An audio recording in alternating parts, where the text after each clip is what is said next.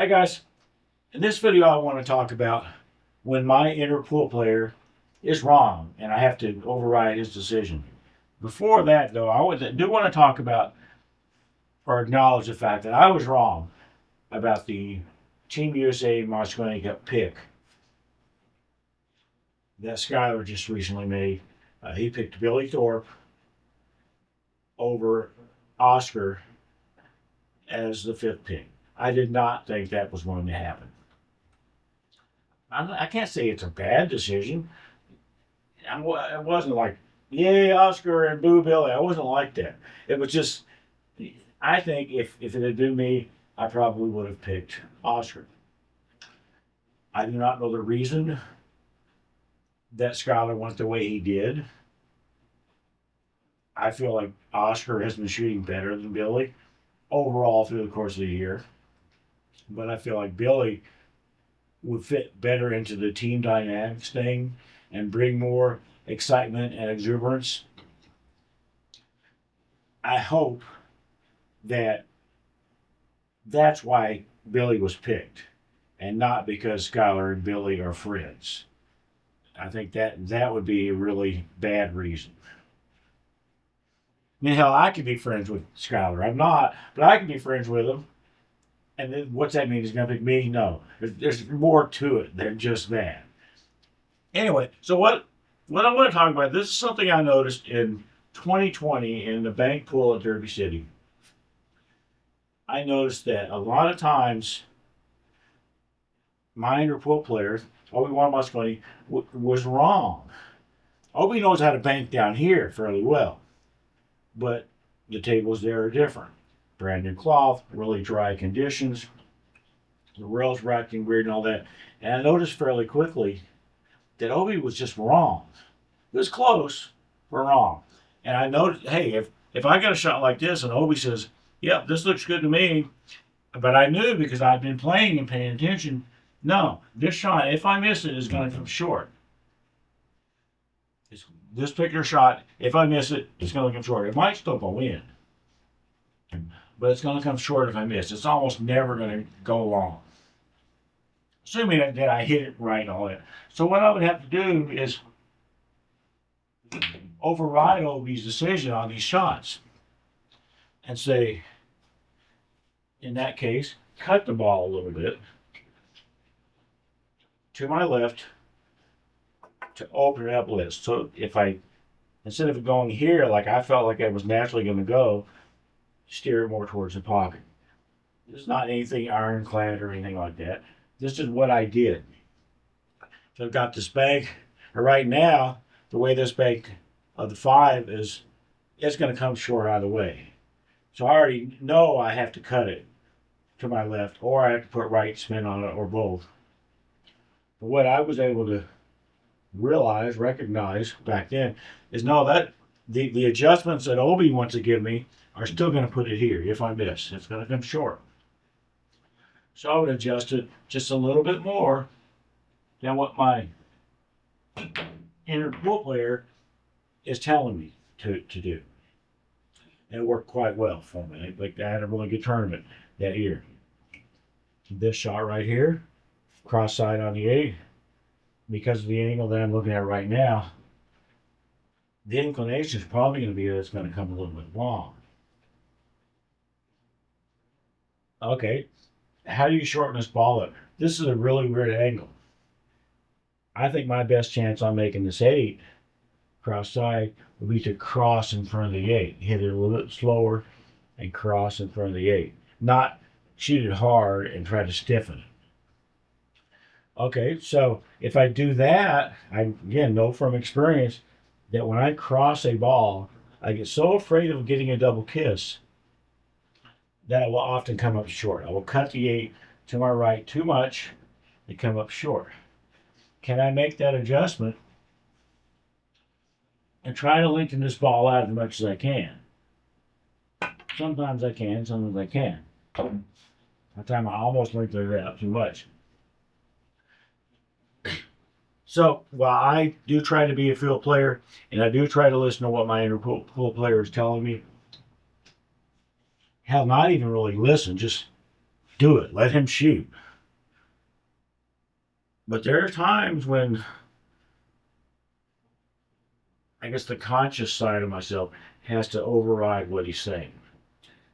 This is a slight cut to my left on this tube, just straight in, not banking it this time. And I just know from experience, if I miss this shot, it's going to be because I undercut the tube off. Maybe that's a vision thing. Maybe that's a stroke thing.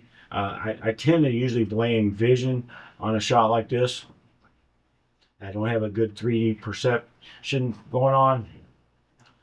And I just happen to know if I miss this shot, 99 times out of 100, it's going to be because I undercut the ball. So, override Obi's decision in that case. Cut it a little bit more. I'm not cutting the two so much that I'm trying to miss it.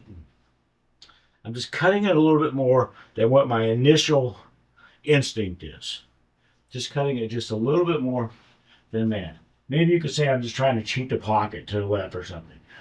But I don't even know. I'm not thinking about it in those terms. I'm just thinking, just be sure that I cut it. That's all I'm doing.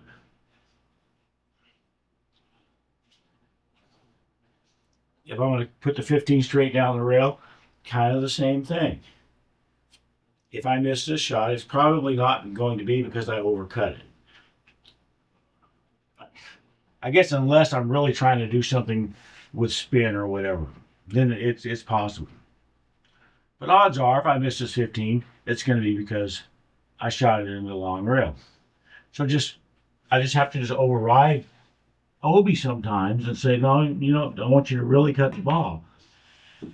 Not do what you think is right, because in a lot of cases on unfamiliar equipment, my interpol player is not right. He hasn't adjusted as quickly as he probably needed to. So some shots are going to be dead in the hole. And if I'm playing well enough, I can just recognize that. This shot right here, down here on this table, is probably going to come a little bit long. At Derby City, it's going to go right in the hole. And just being able to just recognize that. So down here, I actually have to shorten this ball up a little bit to get it to go in. It's just about awareness of what's going on.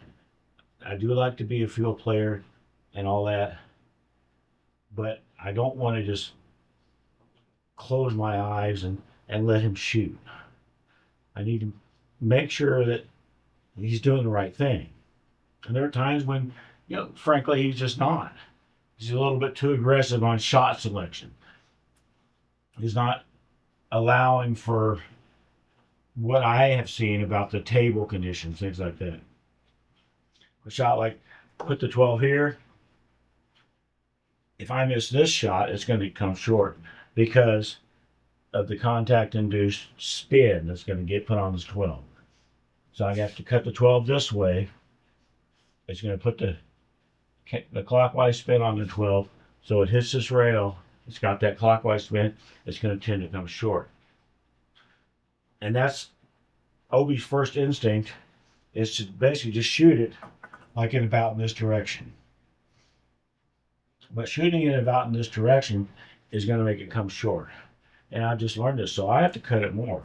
I have to cut it a fair amount more, actually, to get the ball to go in the hole. I might not even make this. It hit here, but it did go in. The tendency is big time for it to come short. Yep. If all I ever did was play on those derby tables 24/7, 365, this wouldn't be a problem. If all I ever did, like my local pool hall, was play on those tables 24/7, 3, that wouldn't be a problem. My interpool player would figure that out fairly quickly. But in the heat of the moment in a tournament or something, I don't want to wait around for him to figure it out. So sometimes I just have to override him. If I miss this 5 straight in that pocket, it's going to be because I undercut it. So don't undercut it. Just make sure I cut it enough is what I'm usually telling myself. Make sure I cut it enough. Well, that's a bad example. Now there's going to be times that are not visual issues or shot selection. They're just me stroking badly, me basically sneaking up the place. Perfectly straight and shot on this 12. This is one of my daily chores. I seem to miss this shot this way or this way in equal numbers. And it's not because I forgot how to aim the 12. It's because something's going on with my stroke. It's not as straight as I need it to be. Or my alignment could be off. Something is wrong, probably physically, going on with me. So I can't make an adjustment on a shot like this nearly as quickly. But if I had long straight in shots in a match and I noticed that, heck, I've cut this ball to my right 5 times in a row by accident, then maybe I could make that little adjustment. But it's not going to happen as quickly for me. So this is a perfectly straightened shot. I just happened to put it perfectly straight in.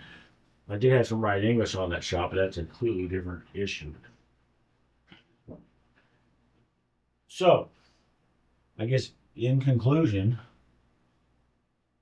I like being a field player, but I like to feel like my interpool player, Obi, and myself, Dave, we're a team. It's not all me and it's not all him. We're a team. And once we come together pretty well sometimes, and I'm happy with the way I played sometimes. When I completely give it over to my interpool player on different equipment, on equipment that's different, it's not as good. The results aren't as good. If I completely ignore my interpool player and only go by what I think, it's never as good. So those two halves of myself, my subconscious, my conscious, however you want to term it, Dave and Obi, they have to work together and be a team to put the balls in the hole. That's what I think.